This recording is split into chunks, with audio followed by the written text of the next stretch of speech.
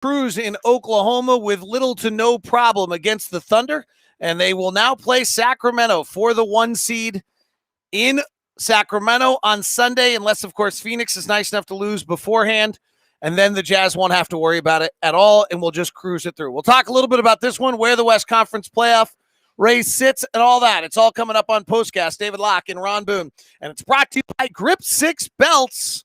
I know you want a Grip 6 belt. I haven't got it for you yet. Nope, I have not. That's my fault. What do you like? They're nice. They're really nice. I've got my silver one on today. Mm-hmm. And also brought to you by our good friends at Biograss, thebig.yellowbag.com. All right, Ron Boone, what are your thoughts on this one today? Well, I just thought that it was one of those ho-hum games. I mean, wasn't anything exciting about it. Just happy that the Jazz got off to a good start and didn't look bad doing it. I mean, in these kind of games, you can get caught up in, this team is not as good as we are, and you start playing lazy, and all of a sudden you're in a fight, knowing that you could win anyway. The one that was interesting for the offense is that we've played kind of 1 year. Sorry, I just got something in my eye. So if you're wondering on the video why I'm being so funky, you've played all year with this approach that, like, okay, we're going to take the first good look. Like, that's been what we've done. We've run to threes. We've taken the early three. The old approach of, like, good to great. Like, okay, we actually did the research, and good to great happens, but good to not as good happens just as much as good to great has. So if you get a pretty good look, go ahead and take it. And that's allowed us to play with tempo and pace and all these great things. Tonight, you really had to just play good to great, because if you drove, they would overcommit, and you kick it and you get the ball moving, and you could act, and they weren't great.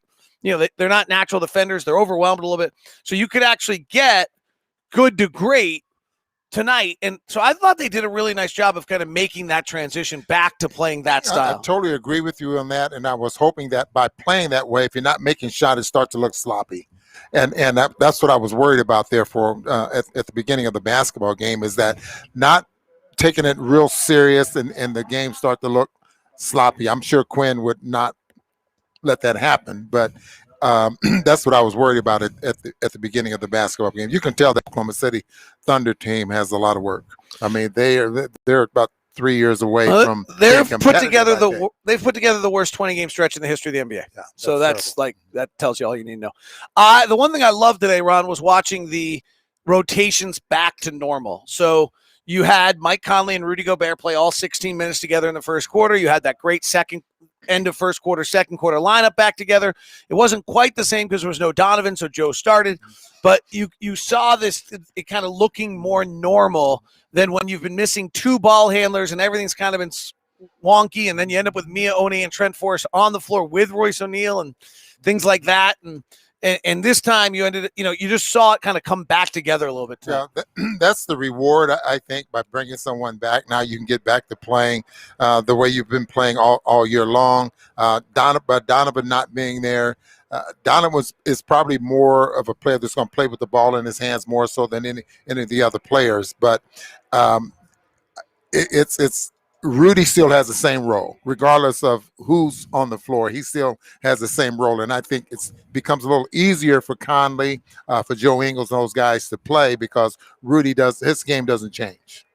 All right, let's get to the various questions that are coming in. We'll start in the bottom to the top from the Brando show. Do you expect Sacramento to play tough Sunday? I do. Mm-hmm. Final home game, fans in the crowd. Last time you get to play a competitive basketball game until October. I mean, guys like to play. I would suspect they're going to come out and try to play spoiler. And they would think it was absolutely fun just to spoil things for not necessarily the Jazz, anyone that they're playing. They want to be a spoiler. I'm sure they'll be playing very, very hard. Shaquille O'Neal is betting on the Sacramento Kings to beat the Jazz in that ball game. He should be quiet. Honored too, I guess the Heat is back on the Suns unless I'm wrong, says Paul. I think it's really interesting to see what the Heat do, or what the Suns do. They've got back-to-back games in San Antonio. San Antonio's not playing for anything, but it's back-to-back games, and you're trying to get ready for the playoffs, and I think Phoenix looks tired. Great win for them last night, but they've not been, and they still play beautifully, but they look as tired as we do. So in a lot of ways, I see that, I wonder what's going on.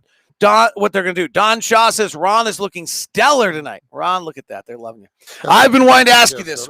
Would it be prudent for Rudy to play all 48 minutes in a closeout game in the playoffs? Closeout game.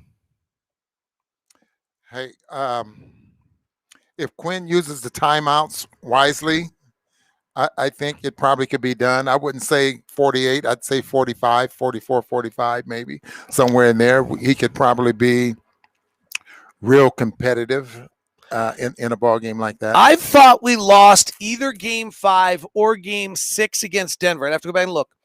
Jokic did not check out of the game in his regular time. And to Jokic, the message was, we're desperate. I need you to play. Rudy, I think, got surprised. Like, oh, I got to keep playing. And then Jokic kind of dominated for the next 5 minutes. I think Rudy got tired.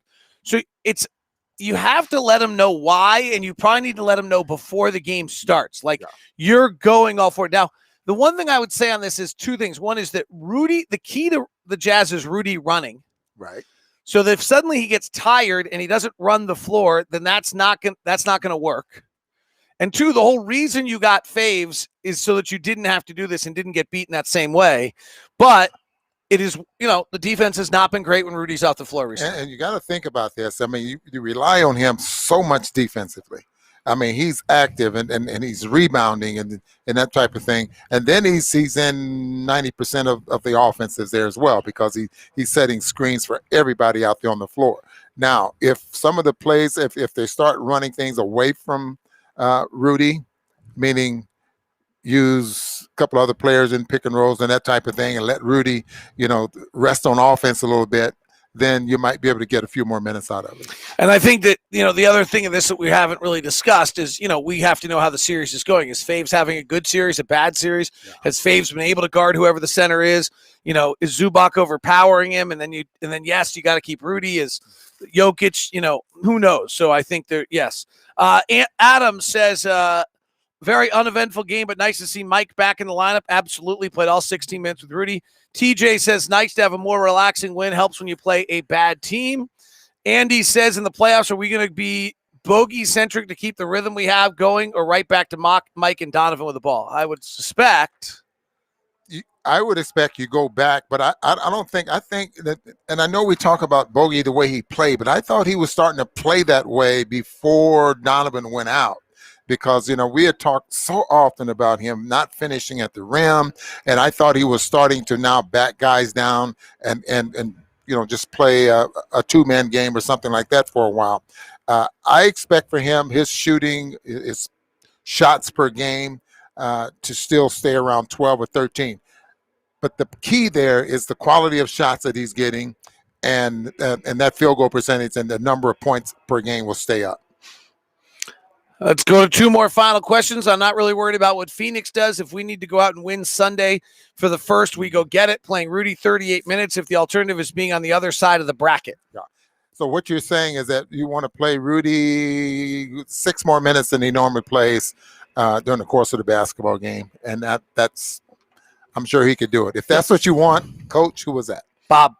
Coach Bob, if that's what you want, that could work. There's some argument that you want Rudy to do it before the playoffs, too. Yeah. All right, final question comes from Adam. Ron, how would it feel to watch the Jazz win a title on the 50th anniversary of your championship? Of the Utah Stars. It's 50 years ago. Next week, the 18th, I think, the Utah Stars won the ABA championship the very first year they were in Salt Lake City.